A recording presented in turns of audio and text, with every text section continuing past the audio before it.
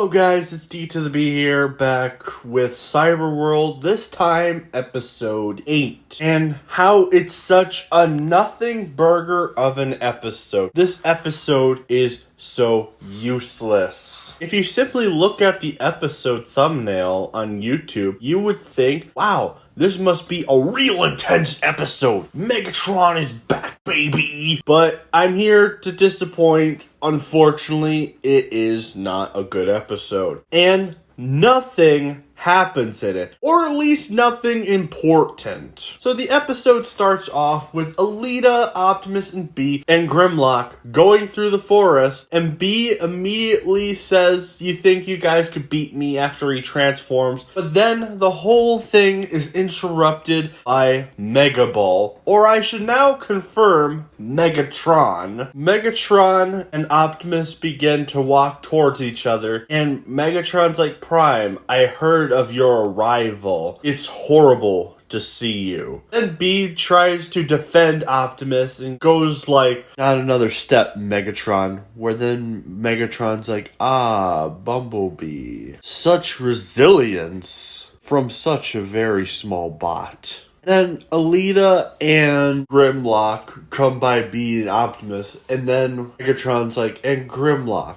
you working with my arch nemesis is in violation of our truce. And then Autobots just start staring at Grimlock. Then out of nowhere, Jet Mirage just comes in. So, Jet Mirage, what happened? Why are you over here? You had a specific mission in episode 6, specifically. This is what he said in episode 6. Down is still gonna be in full effect. I'm afraid our original plan is a bust. I'll stay here, maybe try again when things cool off.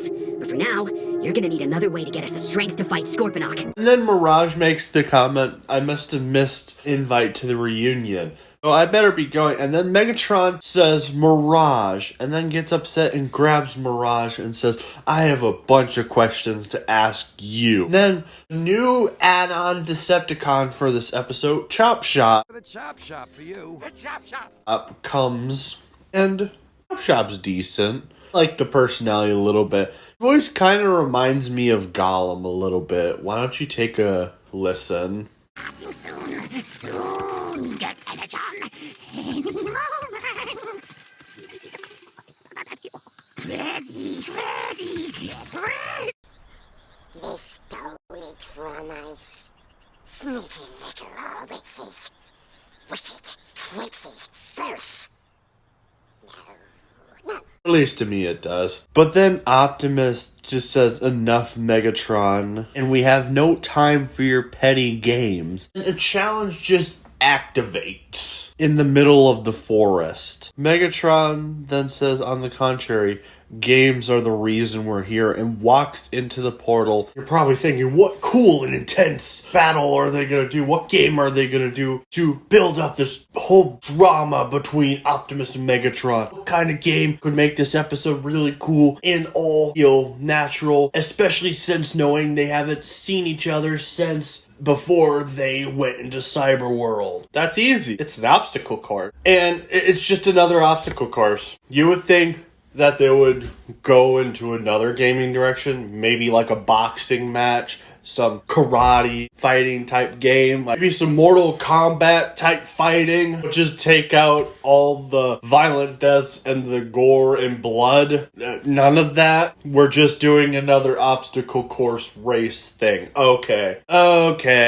And people are just going, it's a video game world. Explain that. It's fine. This whole criticism tirade you've been doing since episode 1 is stupid, and you just need to get over it. Just accept it's a video game type world. Now, I've sort of accepted that, but none of the video game rules have been established. How does this world work similar to video games? There's like thousands of video games with different combat. There's battle arena games. There's racing games. There's cooking games. There's duck shooting games. Like, there's so many games. And especially with the stuff they have not even established throughout the show. Like, for example, how is Optimus able to not feel pain, and then Alita, an episode later, is able to feel pain? And also, if it's a video game, why isn't there a health bar? Still, who has them captive? We still don't know. We still don't know how this world works. We know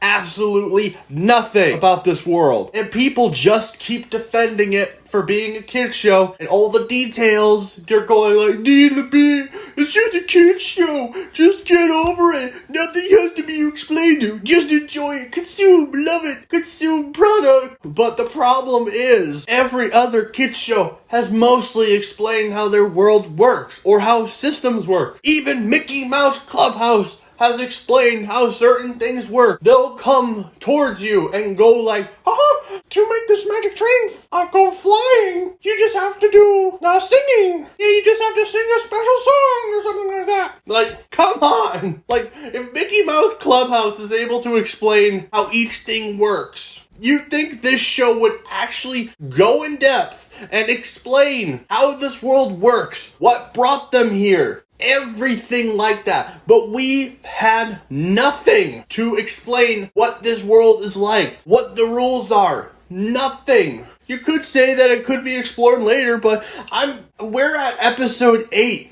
I don't think we're going to get an explanation. I think the show is just going to end with that whole last scene in the trailer with all the characters being around Scorponok, and that's how the show's going to end. Like, there is no explanation of anything. There's so many questions. There's so many weird phenomenons that aren't explained. Some explanation of how the planet of Cyberworld works would actually maybe make the show a bit better, but they haven't explained anything. And also, I'm gonna say this one last thing, and then I'll go back to the episode itself. They probably wouldn't even have time to explain how the world even works, because every episode is 5 minutes. It's kind of impossible for a story like Cyberworld to only have 5-minute episodes and also explain how the worlds actually work. This format of small amount of episodes only can work for like a mini series that isn't really building up to anything big. Like Cyber Missions, for example. Cyber Missions is something that I actually looked into recently. So I wanted to check what the runtime of Cyber Missions was, and Cyber Missions has a shorter length and has a way better structured story. Maybe not great writing,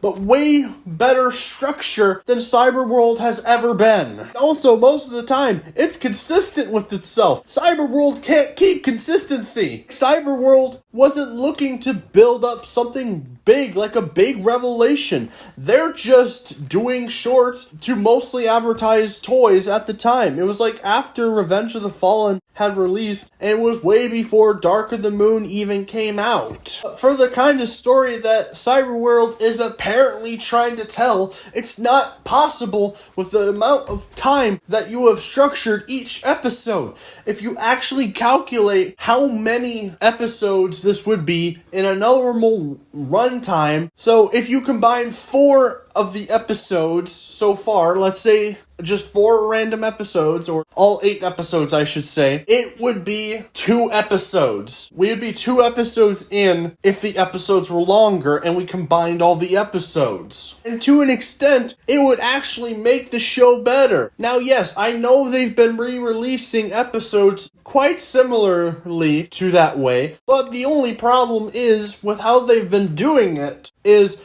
they put the new episode ahead and then they do the episode prior behind, even though that makes no sense. Yeah, eventually once we get to 36, when the series finally ends, or season 1, who knows what's gonna happen? We'll have more content, but I doubt we're going to explore anything. But that's enough about that. So then we start with the obstacle course. Megatron, Chop Chop, and Jet Mirage are beginning to start the obstacle course. Mirage tries to tell a joke, but then Megatron says, I gave you simple orders to destroy Optimus, and you couldn't even do that. Then all 3 of them jump into a vent. Mirage tries explaining what happened, and Megatron's like, I don't have time for your excuses. You will not fail me this time. So they continue to run through the vent. Then we transition to Optimus, Alita, and Grimlock trying to get further in the obstacle course race. And Grimlock offers to give Optimus a boost, quite similar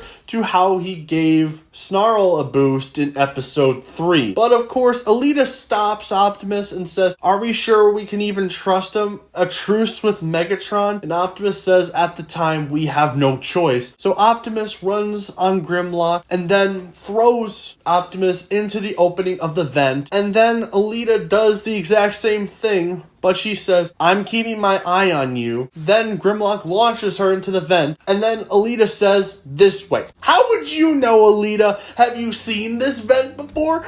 I don't care. You know, it's just your Mary Sue powers. Apparently. You just know where to go. Cause you're girl boss Alita! Then we transition back with the Decepticons, where Jet Mirage and Megatron are successful, and then Chop Chop comes out of the vent on his back, and Megatron's like, we have no time, move. Then we transition back to the vent with Optimus and Alita, where they're getting chased by an Indiana Jones type boulder. Then Grimlock stops it, and Alita's like, thanks, you came just in time. And then all three start running together. Now I have a question. How did Grimlock get up here? Was there like a jumping platform or something? How did you... Never mind. Then we transition to Jet Mirage hopping platform to platform. Then Megatron doing the exact same thing. Then Megatron's like, hurry up, you dim sparks. And then Mirage is like, on it, while sticking his thumb up. And then Jet Mirage and Chop Chop jump on the same platform, where they're eventually chained to each other. And Mirage is like, oh, come on. Then Megatron notices that the Autobots are catching up. And then Megatron jumps a couple platforms down, and the Autobots are jumping up. And B even points out that can't be good at the bottom of the ground. But then as they jump again, Grimlock gets stuck to a magnetic one, and then Optimus saves Grimlock with the help of Alita, and then Alita and Optimus head back up where they're looking for Grimlock, and then Megatron said that Grimlock took a little tumble. Then Megatron hits Girl Boss Alita and makes her fall, and then Optimus and Megatron start fighting each other, and Optimus starts asking, are you the one who put us here? Is this all your plan? And then Megatron is like, oh, no time for questions, Prime. You have to go find your friends. Then Megatron jumps up because the platform decided to disappear, and Optimus and his team loses, where eventually Megatron and his team are victorious, and they win. And you'd think they would do more to deal with them, but then they just decide to leave them behind. Wait, what? Why are we doing this again? Why are we repeating episode 3? Do something! Just don't leave them! You have the chance to deal with them, so deal with them! Also, Megatron says, next time you see me, none of you will be spared. Megatron, they're right there. They lost a match where they have lost some of their power. Deal with them right now! Also, Megatron's taking Jet Mirage with him because he can't trust him. And then Grimlock says the truce with Megatron is definitely over. Megatron will definitely come back to destroy us. We must fight the Desert Beast. It is a tough battle, but if we win, we can get out of here. And then Optimus makes the worst decision in this episode. He puts Bumblebee in the lead.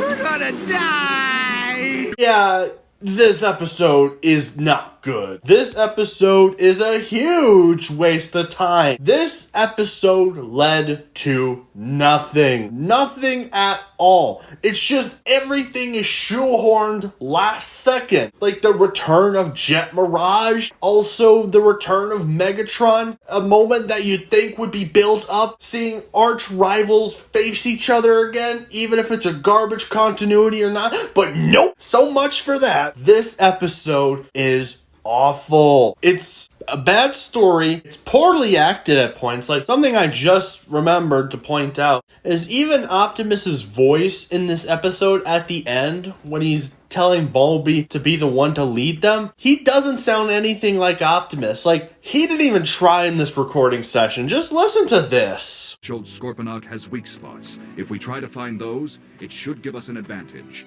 But we have lost a lot of Energon. Alright everyone, that's the reminder. Transformer Cyberworld is overrated trash. It's not getting better anytime soon. I mean, could it get better? Maybe, but with 7 garbage episodes and 1 decent one, this show has pretty much lost all credibility. It's probably going to get worse from here. I need to be. Let the kids have fun with this show. Please, anything. I beg of you. Stop reviewing it if you hate it so much. Oh, I am getting close to quitting this garbage show. Of course, I'm gonna finish this entire series first, but if there's a second season, I might not be coming back. It is not good. But again, the time will come and the decision will probably eventually be made if I continue this garbage show or not. But anyway, that's it for this episode. It's a 0 out of 10 for me, but tell me how you thought of the episode if you can, or if you have some interesting comment. Of course, tell me in the comments below. Have a nice day, everyone.